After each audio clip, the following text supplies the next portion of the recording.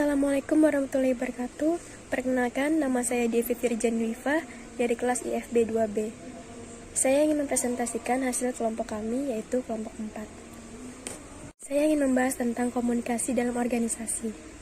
Di dalam komunikasi dalam organisasi itu terdapat hubungan komunikasi, yang artinya sekelompok masyarakat ingin bekerja sama untuk mencapai suatu tujuan bersama, dan komunikasi merupakan perekat kelompok masyarakat agar dapat melakukan fungsinya dengan baik. Dan selanjutnya, ada kegiatan pertukaran informasi, yang di dalamnya ada dua fungsi penting dalam organisasi. Satu, komunikasi memungkinkan orang-orang untuk saling bertukar informasi. Dua, menghubungkan sekelompok anggota dalam organisasi terpisah dari anggota lainnya. Ada beberapa kegiatan organisasi yang berkaitan dengan pertukaran informasi. 1. Menetapkan tujuan. 2. Membuat dan melaksanakan keputusan. 3. Mengukur prestasi kerja. 4. Merekrut dan mengembangkan staf. 5. Pelayanan pelanggan. 6.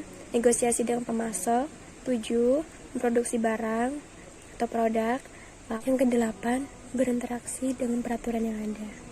Dan selanjutnya, ada pola komunikasi, yang di dalamnya ada saluran komunikasi formal, yaitu komunikasi dari atas ke bawah, yang artinya aliran komunikasi dari manajer ke bawahannya. Umumnya tergantung dengan tanggung jawab dan kewenangannya dalam suatu organisasi.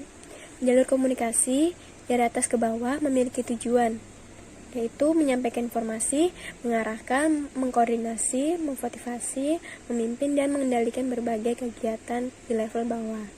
Kelemahannya adalah kemungkinan terjadi penyaringan ataupun sensor informasi penting yang ditunjukkan ke bawahnya. Dan selanjutnya, komunikasi dari bawah ke atas, yaitu pesan dari karyawan ke atas, seperti atasan atau manajer, yang isinya 1. Keterlibatan karyawan dalam proses pengambilan keputusan merupakan salah satu cara positif dalam upaya membantu pencapaian tujuan organisasi. Yang kedua, salah satu kelemahan komunikasi dari bawah ke atas adalah kemungkinan penyampaian informasi yang baik-baik saja, sedangkan informasi yang terkesan negatif atau tidak disenangi manajer cenderung disimpan dan tidak disampaikan. Selanjutnya, komunikasi horizontal, yaitu komunikasi antara bagian-bagian yang memiliki posisi sederajat atau sejajar dalam suatu organisasi, yang isinya tujuan komunikasi horizontal antara lain untuk melakukan persuasi, mempengaruhi, dan memberikan informasi kepada bagian atau departemen yang memiliki kedudukan yang sejajar. Komunikasi horizontal terjadi pada perusahaan atau organisasi yang memiliki tingkat ketergantungan yang tinggi antar departemen.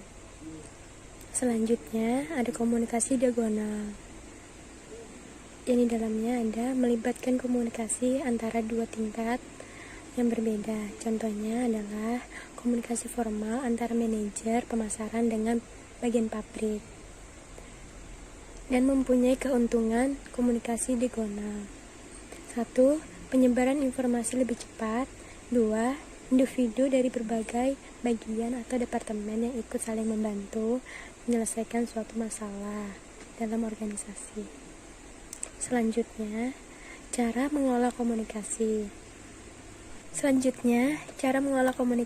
Yaitu penanganan pesan-pesan rutin untuk memaksimalkan benefit komunikasi dan meminimalkan biaya. Atasan perlu memperhatikan 1. Mengurangi jumlah pesanan. 2. Instruksi yang jelas.